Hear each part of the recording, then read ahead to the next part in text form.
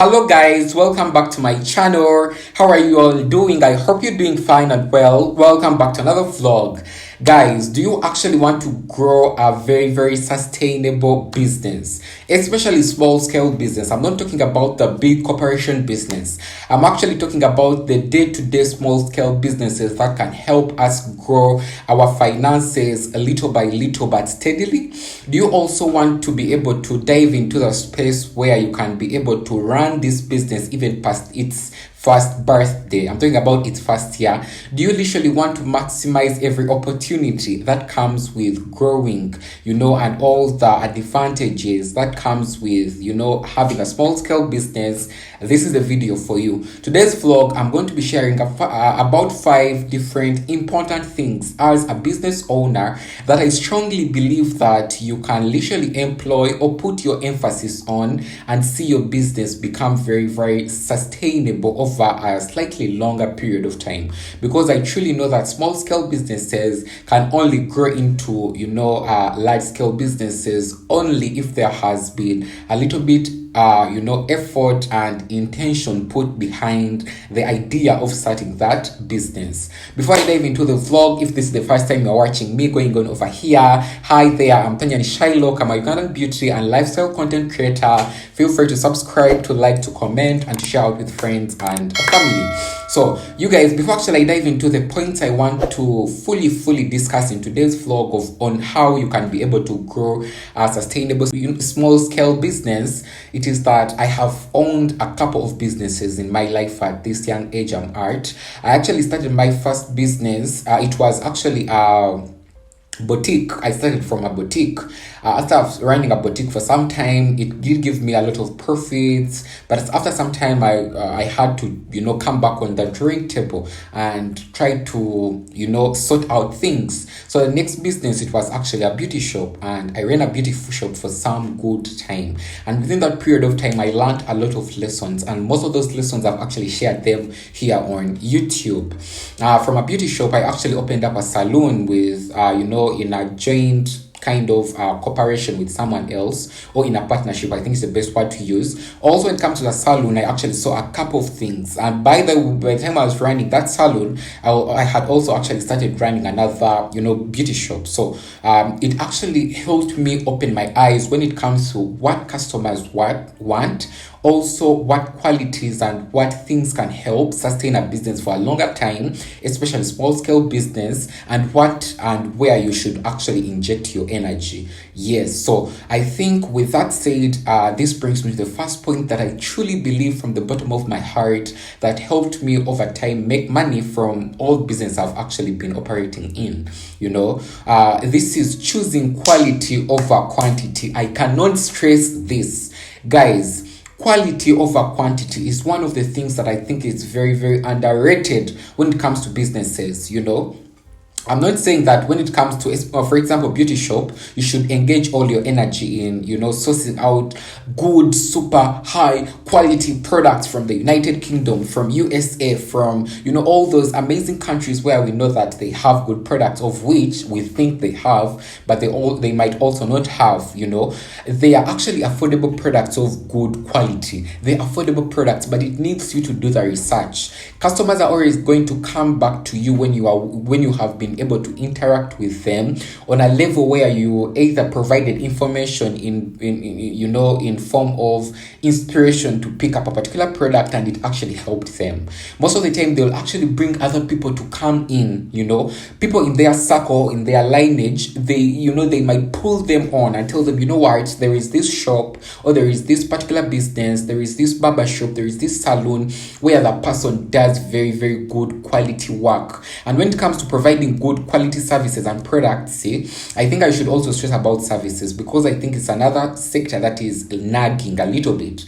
For example, salons, for example, when it comes to stationery work, for example, because all those are small scale businesses, when it comes to doing makeup, when it comes to beauty, when it comes to providing this and that and third, food, restaurant. Some people think that since it's a restaurant, the service, I should not provide good quality products. Who told you your business is going to fall? People are always going to come back because you are providing extra time in preparation of the quality of something you are giving them. Don't give them something that is going to die or not going to satisfy their needs, and they will need to always come back. That is the first red flag to them from your business. So I think that is the first lesson I literally want to stress out very absolutely much. This brings me actually, guys, to the second point that I truly believe that it's also absolutely very important. This is customer care.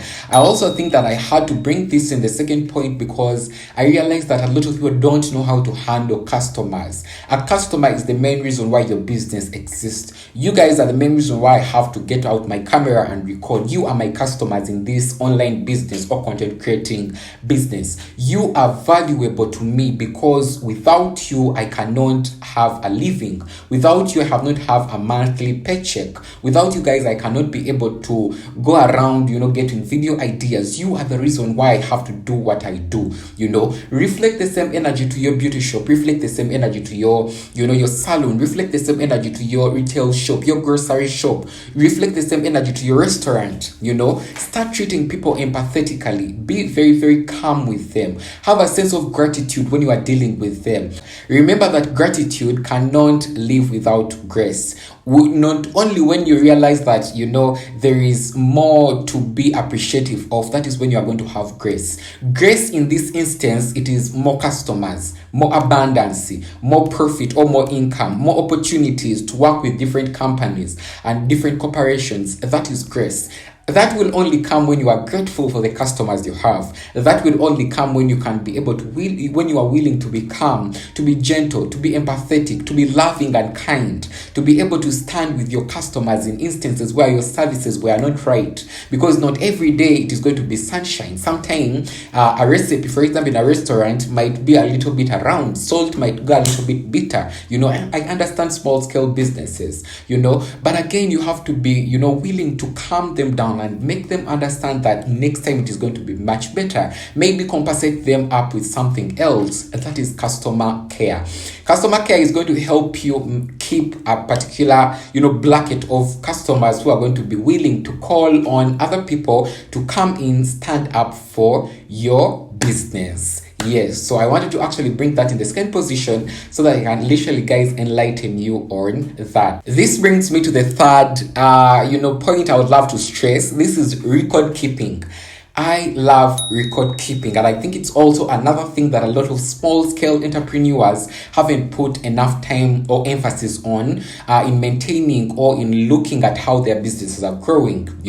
I recently was interacting with someone who has a partially small scale business, and they're like, Tanya, why should I actually have a records book? Why should I? And I was like, that is going to help you at a lot of different levels. I had to actually cool down this guy, explain to him that, you would have made a lot of profits not only by realizing the data of things you are selling in your small scale business. Because the first thing is going to enlighten you on knowing which products you have to be bringing in more. Second of all, it's going to help you a lot to know that this product, it is no longer selling. I should not bring it in, meaning that you are reducing on the amount of losses you would have made with that product. It is going to help you understand which products are likely to sell in which seasons. It is going to help you understand, for example, if it's a service provider or your business is providing services, for example, which services being, commented on most, which services is not being commented on, most, which service can I improve according to the feedback, which service can I, all that good stuff. So it is absolutely very important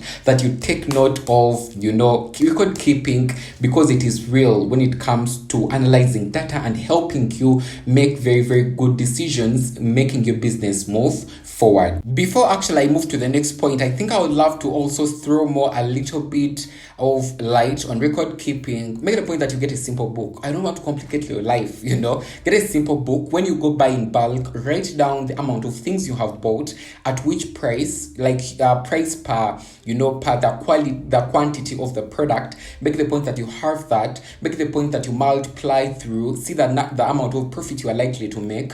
Also make the point that you write down down the balance of what you already have in stocks. That will also help you a lot and a lot to realize the expiry dates if it is products. It will also help you to phase out some different, services if it's a service provider, and it will also help you, literally understand the whole kind of bubble when it comes to your business. Just get a simple book, record down. If it's a beauty shop, make sure that you draw in lines where you can literally write in, for example, today has been 23rd of May 2023. Write it down, the amount. For example, if a customer comes in to buy an eye pencil, or probably with copper girl, write those things down and the amount of money. If you are not around and you have an employee, make the point that she writes or he writes them down, because it's important to both of you guys when it comes to making better decisions to your business. So this actually brings me to the fourth one, guys, and this is diversification in the same line of business. Guys, when I learned about diversification in the same line of business, I think this was in 2020. Yeah, this was in 2020. And by then I was actually having a beauty shop. This was in another district in Uganda, that is in Entebbe district, those sides of Entebbe. And guys, I was operating my beauty shop, but little by little, as doing my research as an entrepreneur, I started bringing in, through my research, I understood that when you bring in things that are coordinated, for example, by then I was having makeup. I said, now I'm having makeup, for example, foundation, beauty blender, all that. I said, what if I bring in a little bit of jewelry, because makeup goes with jewelry. I bought, some jewelry.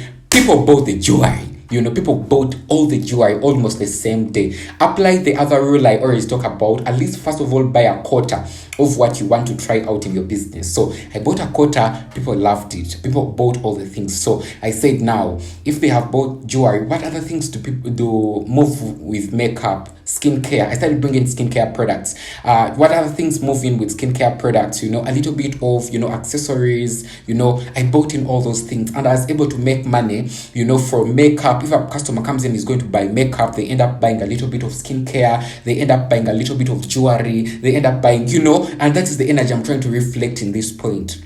For example, if your small scale business is actually selling fast food, it is selling chapati, Rolex, mandazi. Now, tomorrow, bring in tea. Bring in cold drinks or soft drinks. You see, when a person comes to buying the chapati, you have the passion fruit juice, you have the tea. They can be able to, because these things go together. That's the same energy I'm trying to reflect in. If your small scale business is a salon and you're literally doing box braids, tomorrow bring in a person or employ someone who knows how to do pencil, who knows how to do Ghanaian braids, who knows how to do weaves and wigs, because most of the time the person does not end up taking this or having their hair done like that. It is going to end up being done like the other way. Also, within your salon, bring in small accessories. Makeup products move with hair, hair also moves with jewelry. Bring in a little bit of jewelry, earpins. People are going to buy these things. And at the end of the day, if at least a day or two you have not been able to get a client who's going to be doing box braids, and at least you have got someone who has come in,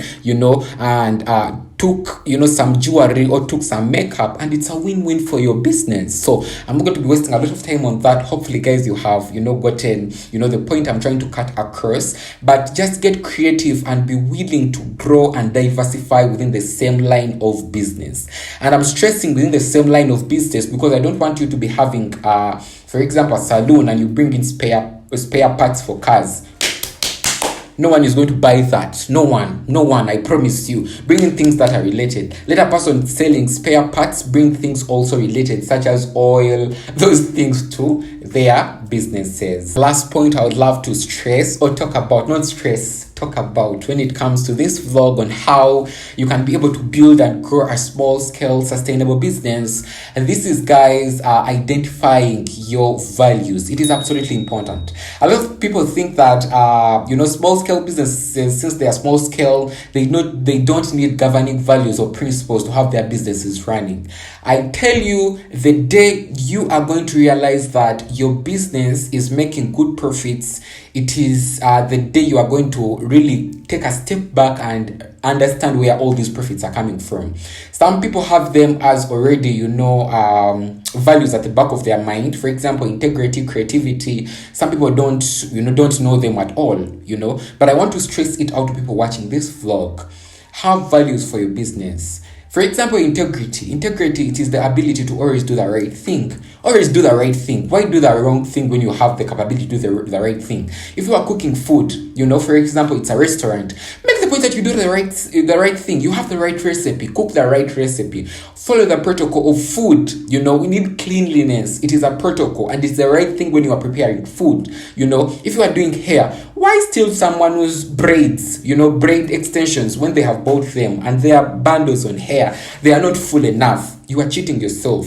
Have governing principles and values for your business. I've given you already the first one. Always do the right thing. Integrity. If it's a beauty shop, don't cheat people because you think they don't know where to get these things in bulk. They actually know where to get them, but they don't have the time. That's also what I think I've learned, If it is creativity, that is another value. Those are some of the values actually I move my businesses on. Understanding how to do things in a different way. That is creativity. If it is, if it's a fast food kind of business, small scale business, and you are packing passion fruit in polythene bags, next time pack them in bottles, because it is easier for person to move on the go when they're having their passion fruit in a bottle. If it is a tea, you are giving it in cups. Most of these Kampalians or people in Kampala are on time.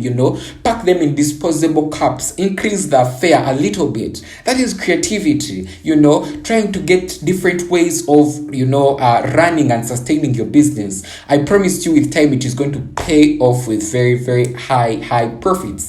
And also the last value I may talk about is why. Why did you start your business? Why did you start your business? I'm leaving this question with you. Why are you having that beauty shop? Why are you having this YouTube channel if you are YouTube and having an online business? Why do you have that Shopify shop? Why are you selling things on your Instagram shop? Or why are you selling things on your WhatsApp stories? I'm leaving you with this question because I have really, really understood that having a clear sense of why, it is going to help you a lot to stay on track.